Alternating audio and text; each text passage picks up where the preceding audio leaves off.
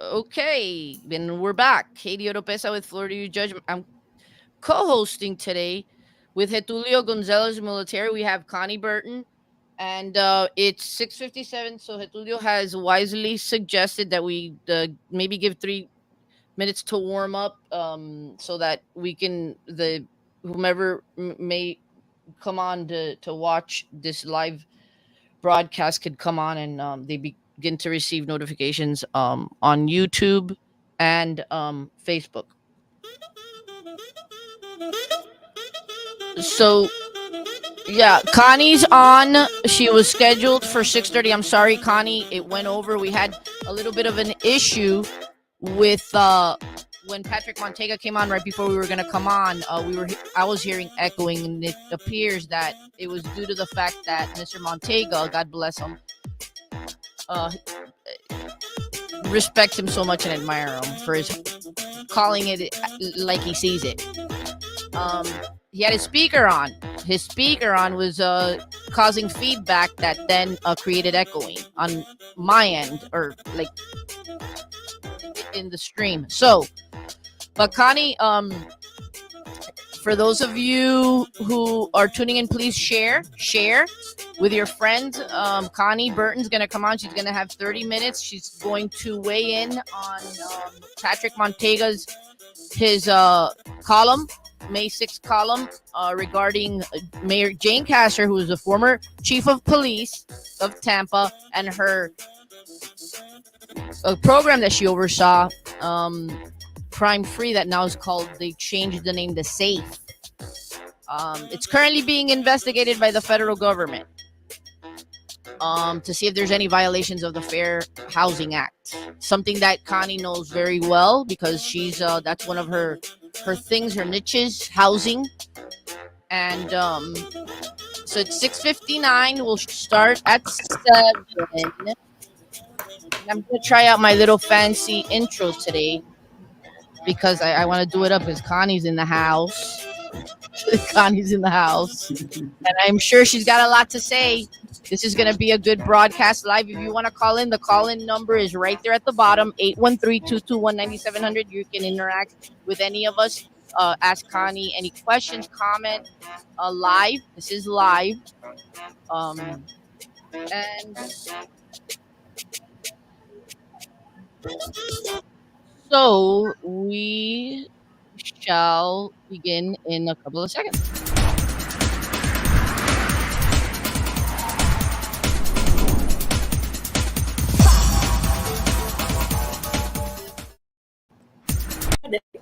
Connie Burton is with us. Did you listen to Patrick Manteiga?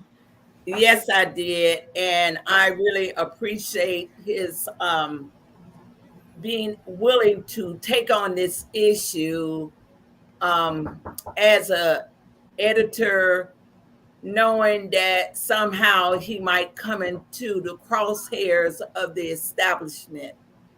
But I have really appreciated his column of late.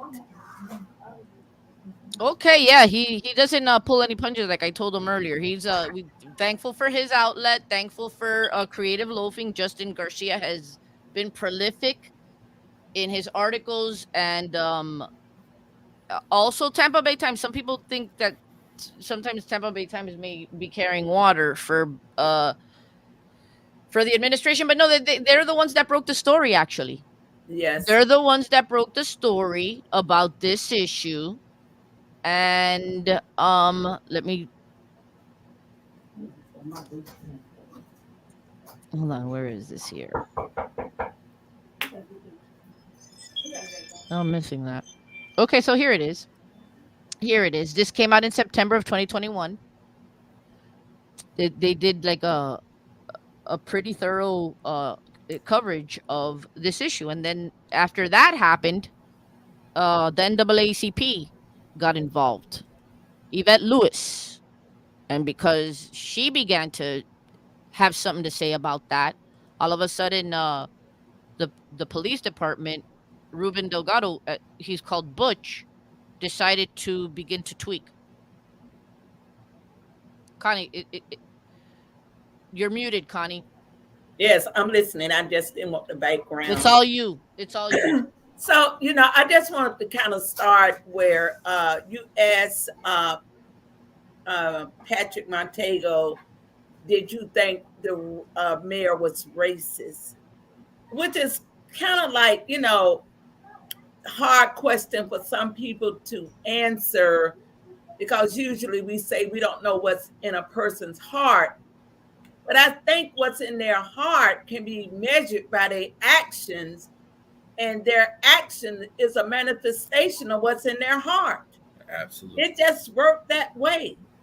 I mean, at a point in time when we see our political leaders can either swing far to the right, and then there's a competition from those that we think that are our friends is eagerly working to catch up with them.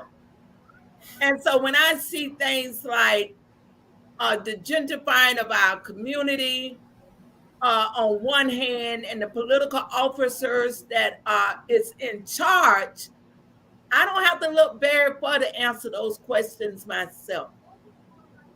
The fact of the matter is this: Black people in this country has been political fodder for the ruling class for a very long time. We have been political, football.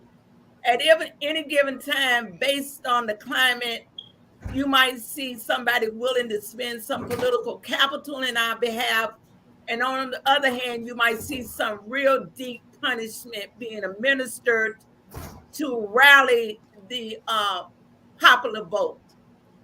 And right now, I just believe in my season, I have to speak truth to power, that it's very disappointing to see a city council that is all Democrat.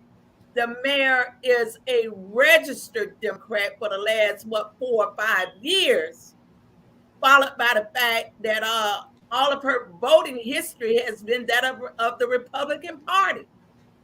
And then when I measured that to her action, it kind of speaks to who I know she is. That a community cannot be crying out for justice when you've been in such a high leadership spot, and we keep on dealing with the same issues, irregardless of how they are being renamed. We had the one strike and you're out that came down from the federal government, sounded good and positive, coming from the Democrat Bill Clinton. Only after we start unraveling how people was being denied their political process of being innocent until proven guilty, that fell apart. Now we see this thing called the multi-crime free housing program that do not touch any affluent white community. And they got a nestle of problems over there. But it is only where people that do not have Black and brown people, and I speak for Black people tonight, that we don't have any political power, that we don't see the utilization of our political party that most Black people are registered to support.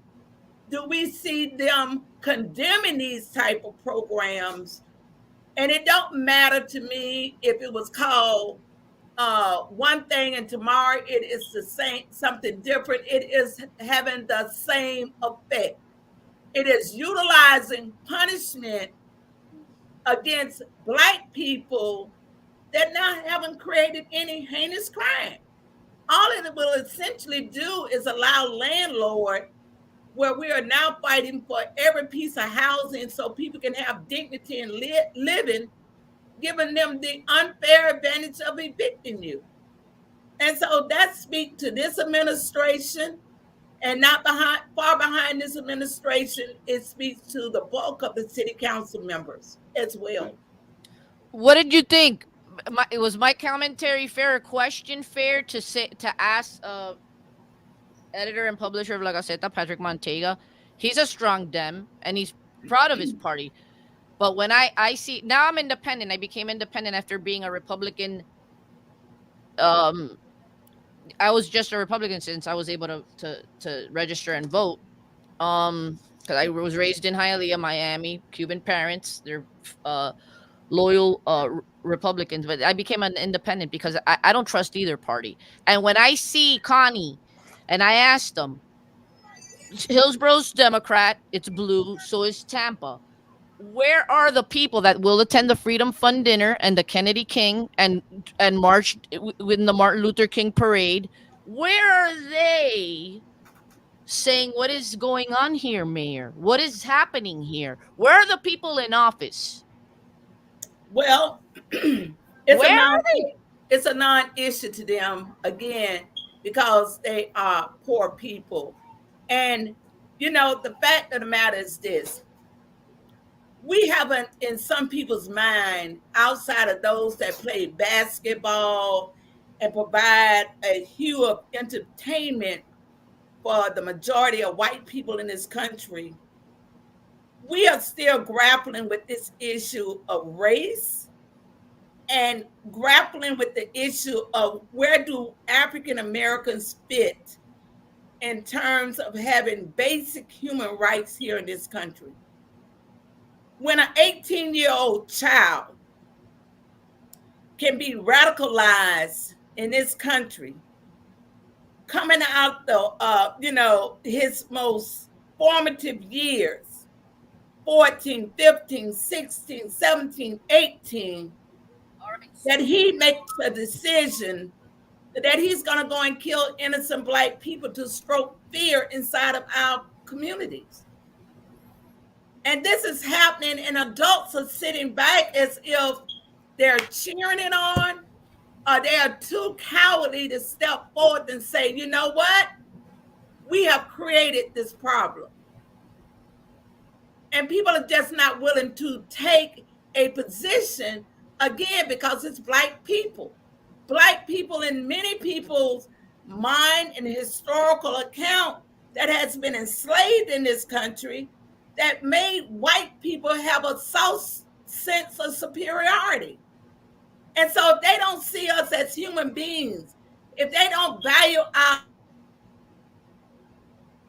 lives other than a piece of property to entertain them, they give really less than a damn to publicly come out and say the criminal justice system is wrong.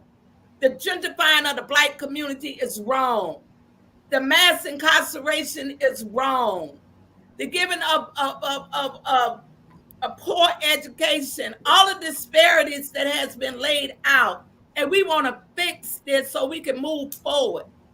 There's very few people that's willing to come to the table and let's have those type of conversations so we can move forward to fixing this problem.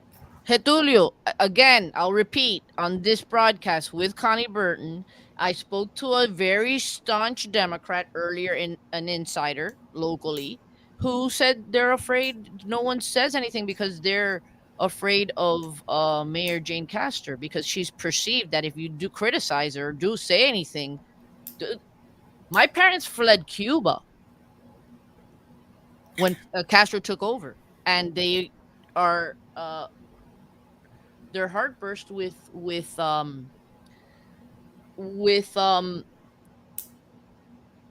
appreciation that they were able that I was able to be born here, and they always reminded me, you get to say what you want here in this country because there's a right that you have a freedom of speech, but in Cuba they took that away from them. So um people are afraid to talk against the mayor, and we are seeing why they would be afraid. This is the insider said they're not going to speak because they're afraid of what she might do to them. I mean, um Haiti, yeah, you've seen the repercussions, right? yeah, for Pastor sure. Manteiga brought it up. Yes. Bill Carson mentioned it. Now that or Councilman Goods, he's dealing with the fallout of that. Councilman formerly Councilman And Dean there was a Philby, he's lawsuit dealing. filed today or yesterday Yep, against him, yep. and now he's in the So headlines again. yeah, so it's you see what happens when you cross her, and she's a bully, and I know what you're talking about, Haiti. Like, believe it or not, you say like obviously people understand what's going on in Cuba, or they have an idea of what's decent comprehension of what's going on in Cuba. In Brazil, like my mom, at least, she grew up in a right wing dictatorship. You know, so and it's the same thing. You can't talk. If you say anything, if you go on the street corner, you get snatched. You get thrown into a van, and that's it. So, like the mayor's acting like very much like Ron DeSantis, and it's incumbent on Democrats like myself, and I do this often, to call her out and to call out bad policy. You're If the one of the mayor, few. if the mayor is, it's like Miss Burton said. Okay, actions speak louder than words. We had this discussion on whether the mayor is racist or not. There's four types of racism. If the mayor, through her actions, maybe not through her words, she's not, speaking racism, but through her actions, she's acting racist. Through her policies and ordinance, she's acting racist. That speaks a lot louder than anything she can say to a black person or a Hispanic person. You know what I mean? And like, it's been going on for how many years now? It's been since she's been chief of the police, and now that she's mayor. This And it program keeps. since was implemented in 2013, right? And it was happening at the same time that Biden And while black was looked at. Was the DOJ said that it was a burden to black people without a benefit. and Okay, so let me go back to Connie. not Connie, look, let me go back to Connie. Connie, this there ain't nothing wrong with wanting to live in a safe neighborhood. Okay, so when you come to me, law enforcement, and tells me, Haiti, we want to do a program. We want to listen. You're rolling your eyes like if I'm about to say something wrong, and I'm not. They said it was to take violent crime out of the apartment complex, the the black community, but that's not what happened. They started arresting for misdemeanors, juvie cases, even cases that weren't even committed allegedly on the property. It didn't do the program itself wasn't just targeting violent crimes. But would you agree with me, Connie? We don't want violent crimes in our communities, do we? nobody does. I don't want violent crimes in America, but violence is all I've ever known in America. I haven't, in my years of living, I have never known American people, and American government not to have violence and blood stains on their hand. So let's just start there. But when we are talking about our neighborhoods being violent, we believe that our neighborhoods can be overturned with the perception of being violent, or those that might cause harm, by addressing the root cause. Addressing the root cause. What we have had over the years is this extraction, human extraction out of our neighborhoods, now to the full detrimental of the black family. That right now we are literally raising generation of children that have no male role models inside of the family structure. And a lot of times people are swept away inside of these dungeons of hell called prisons. That's nothing different than a slave camp for nonviolent offenses. And we see the same thing that many of our young men have gone to prison for become a cash commodity here right on the very street. So whether you on South Tampa or East Tampa, drugs dispensary, that the policymakers can take what our young people have gone to prison for and make it a product, and it becomes a tool for entrepreneurship for young, aspiring, young, creative-minded people. And so, yes, we want safer neighborhoods, but we want balance. Right. We want to Right. deal with the root cause of all of the problems. And it cannot start with someone having total power of your ability to maintain some type of dignity, or extracting democracy away from you because the police is sharing information with your landlord. The case has not been resolved. That's right. We don't know when what type of resolution would be made regarding the issue. That's All we right. know is a knee-jerk reaction. That's all we know. Who is? Oh, look at that. A knee-jerk reaction. That's what Right. we Listen, when people are arrested, they're presumed innocent. That's yes. our system of justice in this country. You are presumed innocent, and many of the cases that where this crime-free program that were tenants that were targeted, some of the cases were dismissed later. And again, it wasn't. I have yet to see. I would love for Jane Castro to come on, um, to Florida Judge, and because I want to ask some questions, or Mary O'Connor. How many of the violent crimes that this program sought to eradicate? uh, uh, How many of measurably? How many times did that happen with this program? Um, True. Somebody said thank you for tuning in. I don't know what you said true to about, but thank you. Um, Connie, you're muted. Connie, you're muted. So Yes, I I had don't a think it's a good idea to. I'm glad that they tweaked the program, and now there's no more reporting. well, if it's so good, let's make it citywide. If it's such a good program, make it that in South Tampa, it would have the same adverse effect that it have on residents in East Tampa, if it's so good. But normally in the white world, they don't have the police lurking around their neighborhood. They don't have this invisible, net to catch people if they're driving or riding their bikes down the street with an open container. They don't do things like that.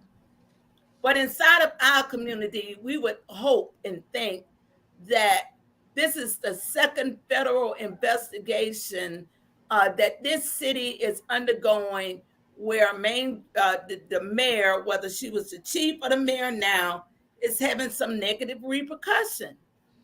And so while the Black community, whether the people are vocal like me or not, knew who she were, and they shown that they knew who she was when they didn't vote for her as mayor.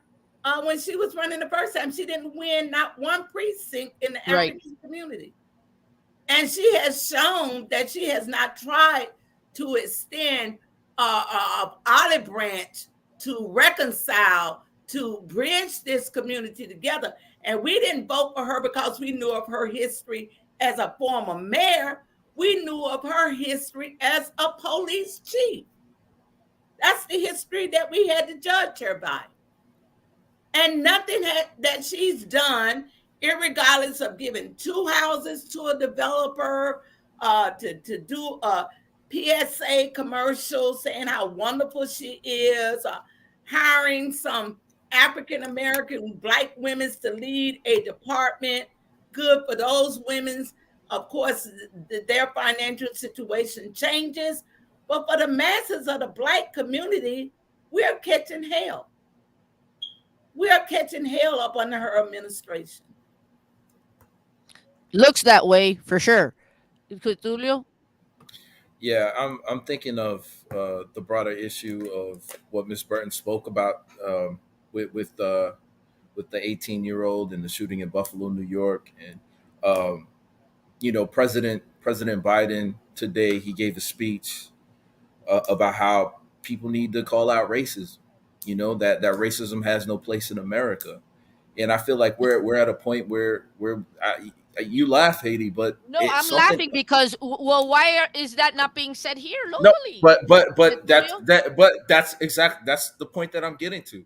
Like, Why yeah, I look, don't see Haiti, Democrats saying anything about what's happening here a second and this is time? the I don't problem, hear and it. this is the problem because the United States is undergoing a racial reckoning. A lot of these people, a lot of affluent white people, they are scared to admit that the ingrained racism in this country. I love this country, Haiti. I'm a veteran. You know this. I Mhm. appreciate the founding fathers, the framers, the Constitution. I think it was a genius document. But I also know that that document had the 3/5 clause, and that's the most racist thing I've ever read in my life. where it would make black people three-fifths of a person because of representation. That was part of the founding document too. And the United States of America has to reconcile that. We have to reconcile the good and the bad. And the problem is that a lot of these Democrats, they sweep the bad under the rug. They like to pretend like it doesn't exist. It's these affluent back to brunch liberals. They would rather go back to living their comfortable lives than confronting the fact that this country has racism ingrained in it. And we have to talk about it, and then we have to hold our local elected officials to that same standard. Because how does it make the president of the United States look when, oh, there's no place for racism in the United States of America, and our mayor keeps perpetuating it through her policies? You see? I don't get it. But that's what I'm saying. We have to call it out. The dissonance. No, people have to call it out. And I agree with you. I don't understand. Look, are you paying attention? Is the black community paying attention, Connie, to the persons in office that are lending their voice and calling this out? Because I don't really hear it. Well, of course, I'm not in all the spaces in the black community, but I know that there's a deep sense of hopelessness in the community. I could drive down any thriving major thoroughfare. 20 years ago, I would have seen, 22nd Street, 29 Martin Luther King, Columbus Drive, music, people, walking, driving, some main, eateries would just been impacted with so many people. And now you go in the middle of the black community, it look like a ghost town. It looked like a bomb has hit the community and has scattered the people, and we don't hear the laughter of the children. All we see is the pain of policy. And so people now, the very little things that the community has asked for to start a healing process, the city council in September of 2020, 2020, right after the murder of George Floyd, wrote a resolution talking about they recognize the effects of slavery. They recognize the ongoing effect of racism. And when I look now in small increments to see what is your level of understanding and see that we have not made a footprint in overturning just some of the basic issues. The fact that inside of our community, our children don't have an opportunity just based on some of the financial requirements that it costs to go to a park, have a gymnastic, having the equipment there that can help our children to aspire to greatness. We didn't have, like the former mayor dropped off $35 million at the Riverfront Park that was renamed something else. We don't have that. We got women living in the most rat-infested, mold-contaminated apartment building, and it's probably several, but this one's been on the news constantly, Silver Oaks apartment. And we asked the city council to address it, to write a letter to HUD. The mayor was just in Washington, D.C. last week. Her, the chief of police, executive directors of the housing authority, I'm hoping that at our next city council meeting, they come in and render a report on how they're going to fix those deplorable conditions that people are living up under. And those are the things that we are looking for in reconciliation.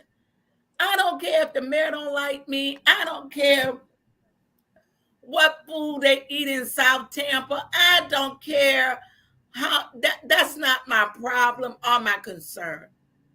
My concern is the constant fight for justice for our community. And until we get that justice, I guess I would be a thorn in people's side, because I'm not going to pretend that all is well. They have the political means to turn this wagon around if they wanted to, but the fact that they don't prove to me that they are no different than the Dixiecrats that we talked about in the past. Okay, so let's talk about some solutions. We have a couple of minutes left, Connie. You too, Getulio. Solutions. Tell me a couple of first steps, things that can be done to move the needle where it needs to go. Connie. I think some of the monies that was sent from DC, this city has a $1 trillion budget. And right now, I know the city is engaged in building a huge town center, city center in the heart of the Black community. I think we can start a serious redevelopment program without, let's cut some of the red tape. I think we can provide housing opportunity for women that, let's call it for what it is. We're not talking about for first responders. We're talking about for women and children, mothers that's working at the Walmart, and put down a real meaningful program for working class people. Let's spend some money on the front end so we won't have these problems on the back end. Get rid of any policy, crime-free, whatever you want to call it. If it's not to be utilized in the white community, then it should not be utilized in the Black community, because it keeps that 3/5 of a stigma hanging over Black people's head. We want to get rid of all of that. Have you ever sat down to talk with in a meeting with Jane Castor, Connie? I've never been invited. I've been in meetings where she's there. And of course, if they're at the microphone, they know how to control it, that you might get one question in and then they move it right along. But let me just make it very clear. The mayor might be this might be a strong form of government, as they say, and she might pretty much well can have those repercussions that if you got a project and it needs to be approved by her administration to move forward. But I tell you what, history is being recorded for all adults to make a determination what side of history you're going to end up on. If you sit silently and allow all of this disparity to go along, to me, you're no different than that 18-year-old young man in Buffalo, New York. Because you're responsible for the continued demise of a people that is just simply asking for justice. That's what we've been asking for ever since we've been kidnapped and brought here to this country. Not to take away anything from no one else, but allow us to live in dignity. And what we're seeing constantly, Haiti, is the uprooting of our culture, our community, to give way to whiteness. That if when white people want something, when they wanted to live in the suburbs and our neighborhoods had to be torn up to make way for interstates so they wouldn't have to travel the roads, Black community, Black commerce, Black economic development was destroyed. Now people want to live closer to the downtown development. Again, the Black community has been destroyed. And so it's a lack of investment that those in political power is willing to give to Black people when it don't include white people. We haven't been given that opportunity of saying that we deserve decent quality housing. We deserve to live in a society that we're not looked at and stigmatized simply because of the color of our skin. Therefore, we need additional laws to be implemented against us. We see this constant move to mass incarceration that gives nothing but opportunities to white rural communities that would give them and their families opportunities by economic means of capturing and kidnapping our people. So there's a day of reckoning that's going to come, and hopefully, and I don't do this quite often because I think people sometimes hide behind prayer and don't get involved. But my prayer recently has been that if there is a God, and I believe so, that we have an intervention soon, because we can't continue to live like this. We can't live in fear. We can't live with such uncertainty. We can't live without having, we can't live knowing that every effort for us to attempt to develop and have some type of quality life so we can pass on to our children simply don't exist, and that's based on who has political power. Okay, so if the mayor extended an invite to you, would you meet with her? Oh, sure, but I want the invite to be about substance. Okay. So you that's never happened where No. you and oh, okay, well then let's pray for that. Because I find that even when you don't agree with someone or may just initially have not simpatical, that breaking bread and speaking um is a good thing. So let's put that. I'll put that on my prayer list, that the mayor who Patrick Manteiga tonight said needs to reflect, needs to exercise some reflection, would extend an invite to you. And so that you both, who are at polar opposites right now, maybe can find some commonality. That would be my prayer. Um, and I agree with you, Connie. There is a God. Getulio. If we're talking about solutions, offhand, I agree. Broadly speaking, I agree with Ms. Burton. I think that we do need investments in the Black community. Specifically, if we're talking about the effects of inflation that everybody's feeling right now, the biggest driver or the biggest pain that people are feeling right now is coming from rent rates and housing rates. So that's what we need to focus on right now, is how do we bring those rates, or at least stop those rates from increasing at the levels that they are. Um, Solutions towards that would be the mayor declaring a state of housing emergency, because right now the city of Tampa is the third most overvalued market in the country when it comes to housing. This is a fact. Now, on top of that, when we're talking about investments into the Black community, like, this is where the environmental activist comes in.